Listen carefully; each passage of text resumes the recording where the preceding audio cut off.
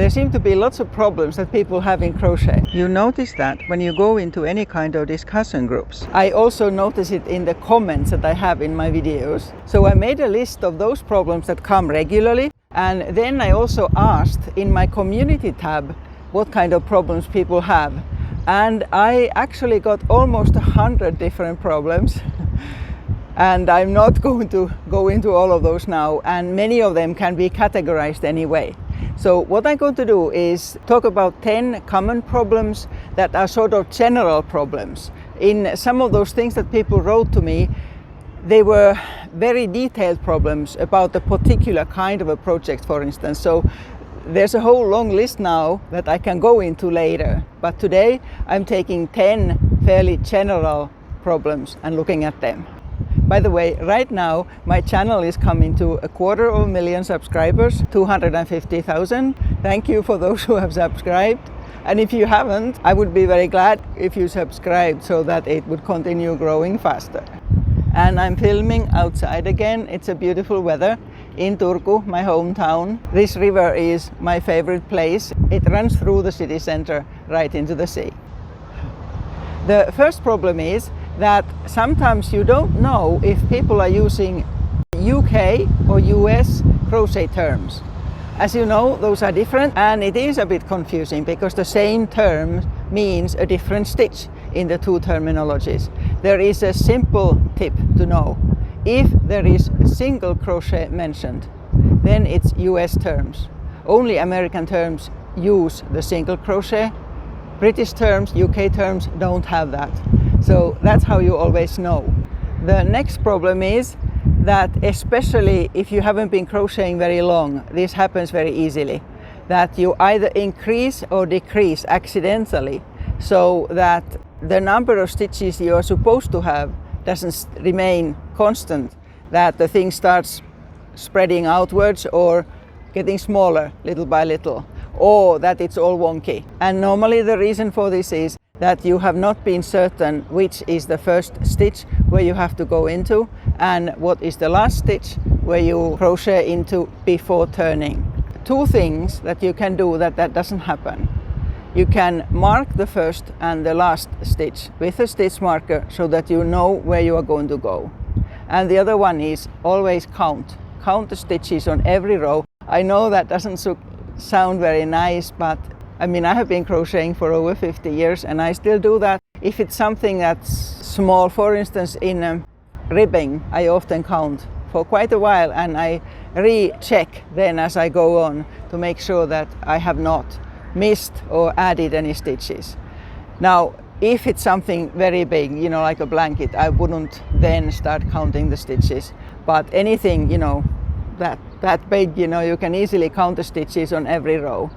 Because that way you, first of all, you don't have mistakes in whatever you are making, and then that teaches you to keep it even. You notice when you are missing or when and where you are adding stitches. The next problem is that you have already crocheted a bit and then you noticed that there's a mistake further down. What do you do? There are different possibilities what you do, and it depends on many things. One of the things is your own personality, how much it bothers you. I'm not a very exact person, so I may not fix it if it doesn't show very much. And then there are also, with many stitches and with many kinds of works, many kind of projects, it's possible to fix it by sewing. So you take your yarn and a needle and afterwards and you fix it so that it looks the same. But a situation where you would really need to frog it. Somebody was asking about the word frog. It means undo, rip out, you know. You would need to undo it until where the mistake is, if it's the kind of a situation where you don't repeat the same kind of stitches, but instead, for instance, if you are crocheting a doily or a square with many different stitches. Although normally in those cases you notice it quite quickly that there's something wrong, that it doesn't add up. You know, when you are going on the next round or row, then the stitches, there's nowhere, for instance, there's nowhere to put the stitch that you're supposed to put because it's missing from the previous row. So these are the possibilities for that. Then there's the problem that your crochet looks either very uneven and loose, like big loops and holes in it, or so tight that it's sort of really hard and doesn't feel nice at all. In those situations, there are a number of things to look at. The first thing is, does your yarn and hook go together? Is your hook too big or too small for the yarn that you are using? If you are just crocheting something on your own without a pattern, then you can simply change the hook and try if that changes. You take a bigger one or a smaller one. But if you are following a pattern and the item needs to be a specific size, then there's more work to be done. Here, a gauge swatch is very important, that you try different yarns and different hooks until you get the right size and until it looks right. Your stitches being uneven normally gets better the more you crochet. So that is more of a problem for somebody who hasn't been crocheting that long yet, or who doesn't crochet a lot and regularly. So you can trust that it's going to get better. But the tendency to crochet too tight doesn't change automatically. And then it's worth looking at how you're holding your yarn. Are you tightening it too much? Can you let it run more loosely? And is the way how you hold your yarn and how you hold your hook, do they really go together? Do you have to do unnecessary movements, like for instance wrapping the yarn or pulling it here or pulling it from there or something like that? Another thing also about loose, uneven stitches can be simply the yarn. Unfortunately, some yarns are so bad quality that no matter what you do, you couldn't make nice even though it can be tempting to go for really cheap yarns. It can put you off crocheting. So in some ways it would be worth maybe crocheting less and using better quality yarn. Another thing is the hook you are using.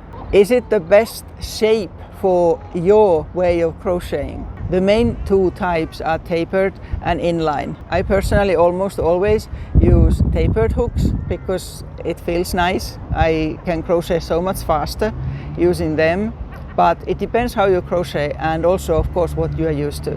So try also different hooks, so the shape and also the material. Which material makes it easier for you to crochet so that it runs the way you like it to run? Is it metal with a handle, wood, plastic, bamboo?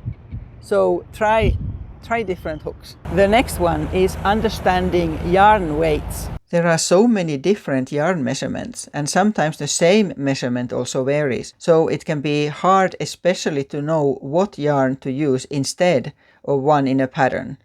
You can look up yarn weight comparison charts online. Those help to understand the main differences. I use the yarn tab in Ravelry a lot. So if I need to, for instance, find out about what weight this here yarn is, I type it in here and check. So it shows that it's sport weight and it explains what it is like. Or you can use the advanced search and go for instance, let's say I want cotton and all cotton or whatever naturally colored, all cotton, and then find the weight here. So just there we were talking about sports weight, so I'll select that and then I can see what all possibilities there are for sports weight cotton yarn. What was that? It can be noisy on this river at times. Somebody was somewhere where they weren't supposed to be. Because so many people around the world use Ravelry, you find almost all yarns in there. Like I use yarns that have been done by small manufacturers in Scandinavia, in Eastern Europe and so on. So they all are normally there. But the method I use to see what weight yarn is this here. Almost all balls of yarns or skeins of yarn tell you how many meters per 50 grams or 100 grams there is, or how many yards per how many ounces. So balls and skeins and hanks come in all different sizes. So what I do, in my mind, I always change it to 50 grams and I see how many meters it is. It's really clear in my head what 80 meter, 100 meter, 200 meter yarn is like. So this might help you too. The next one is uneven edges of your crochet, and that really is a problem. And I only learned, after crocheting for decades, I only learned some of the techniques that make that better there some years back. And that of course depends on what stitch you are using. So each stitch you need to do that differently. And actually videos about how to achieve even edges are among the most watched on my channel, and I'm sure on many other channels too. There are different ways of ensuring that, and I'm showing this here one is about double crochet. In American terms, this is what I do for them. There are several ways to ensure that the edges on double crochets in US terms is straight, and this is my favorite, that at the end of each row you sort of crochet 2 double crochets together. So I'll insert the hook there and start a double crochet and then leave it there, then start another one, and now I pull the yarn through. So that ensures that there's no gap going this way. That easily happens. And then to start the next row, chain 2, just 2, and turn, and then start in the very first stitch. I'll go to the end, here at the end of that row, and it's so important now that these 2 that you crochet together, they are one stitch, so that you don't start increasing by accident. And then again there, 2 together. And exactly the same works with trebles when you have 2 yarn overs. So I have here 2 together, and then here when you turn, then you have 3 instead of 4. And again with half double crochets, you have 2 together, and when you turn you just have 1 chain. And then for single crochets there's a very common way of doing it, and then there's this other way of doing it, and I'm showing bits of both here. This here one has been crocheted the normal way, where you chain 1 as you turn and then you start in the very first stitch. That ensures that the edges are straight and that you are not increasing or decreasing. But this here has been done with just a very slight change, and the result is a smoother edge. So the most common way to turn in single crochets to have a straight edge and make sure you are not increasing or decreasing is to finish crocheting in the last stitch, chain 1, turn, and then go into the very first stitch and continue like that. And there is only a very slight difference doing it in this other way. In the same way, you make a stitch in the last stitch of the previous row, but make it fairly tight, a little bit tighter than normal, and then stretch the stitch very slightly, just very slightly, and then turn, making sure you turn the right way so that the yarn stays behind. Because if you turn the wrong way around, the yarn is in front here. And then you go into the very first stitch and make a single crochet and continue just normally. I have actually sometimes thought of making an ebook or something just only about the edges, because there are so many things to take into account about them with all the different stitches. So here I had just these now. The next mistake is an unfortunate one. There is a mistake in the pattern that you are following. That shouldn't happen, of course. If there clearly is a mistake, there are a number of things you can do. If you have bought an individual pattern from, say, Etsy or Ravelry, then contact the person you bought it from. But if it is in a magazine or in a book, check first if their website has something about that. Many books have a website where they list mistakes. Sometimes, of course, you may easily fix the mistake yourself. You see what the problem is and you change it.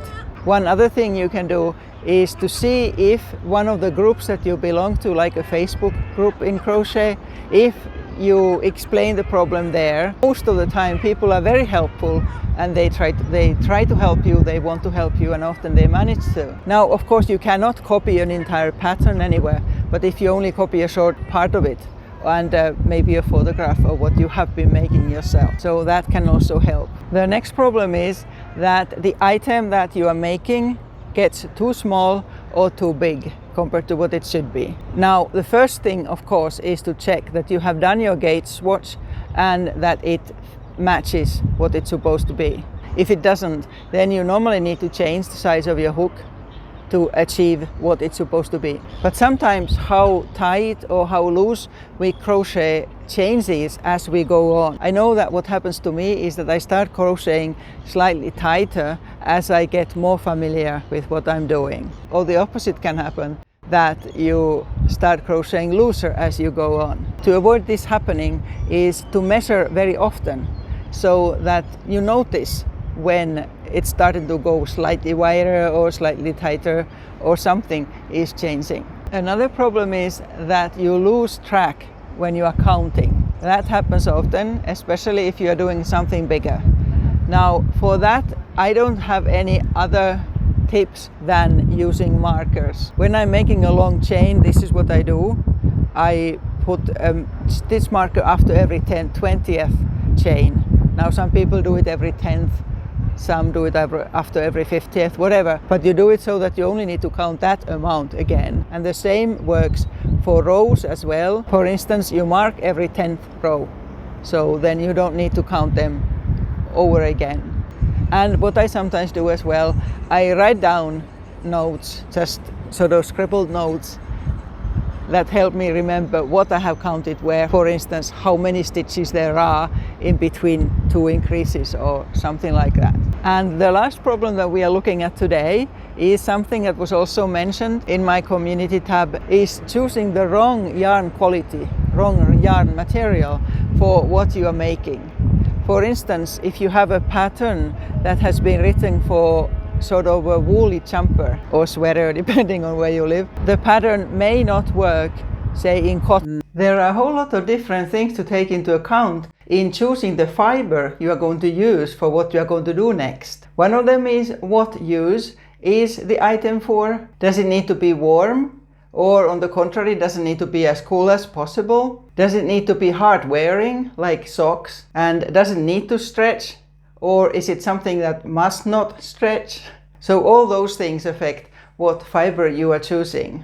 For instance, if you compare wool and cotton, most cottons don't do a nice ribbing because the kind of fiber it is, it doesn't sort of go together the way ribbon should, while wool does that really well. And then it's good that you know some of the qualities of certain fibers. For instance, if there's a lot of bamboo, like I use either 100% bamboo or 75 mixed with cotton a lot, and those stretch when they are wet. So it's so important that you shape it completely flat after you have finished it, and certainly don't hang it.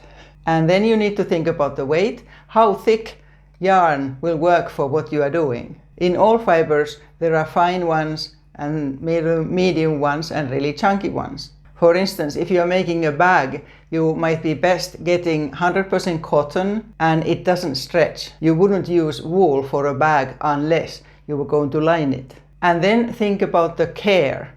Is it going to be easy to wash? Like I mentioned with bamboo, you need to shape it after every wash. And with wool, it's so important to check how it's supposed to be washed, what kind of wool it is. Superwash treated wool can be washed in the washing machine, as can those wools, like for instance sock wool that has some polyester or nylon content in it. But if you throw something that you have done in 100% untreated wool, no matter how easy washing program, it's likely to shrink. And then you need to think about the price. I normally get as good yarn as I have money for, and I never get sort of really scratchy or bad quality yarns, because those just put me completely off crocheting anything.